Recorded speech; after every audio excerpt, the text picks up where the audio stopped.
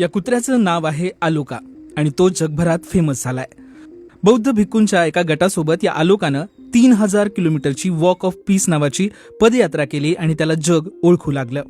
अहिंसा आणि दयेचा संदेश सगळीकडे पोहोचवणं हे या पदयात्रेचं उद्दिष्ट होतं. या कुत्र्याचा प्रवास हजारोंनी ऑनलाईन पाहिला.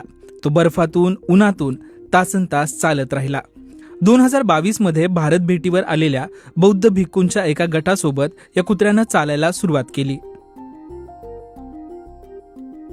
112 ngày cả thảy. We were walking for 112 days.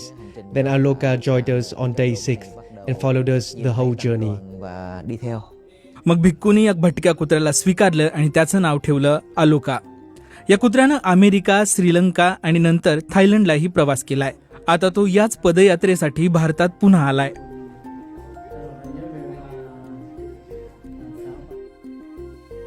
या पदयात्रेसाठी आणि या कुत्र्यालाही पाहण्यासाठी लोक लांबून आले आहेत. I'm actually very happy to see Aloka because Aloka actually is the one who kind of encouraged me to learn more. आज आलोकाच्या नावे चॅरिटी फाउंडेशन आहे ज्याद्वारे जगभरातल्या प्राण्यांना मदत केली जाते.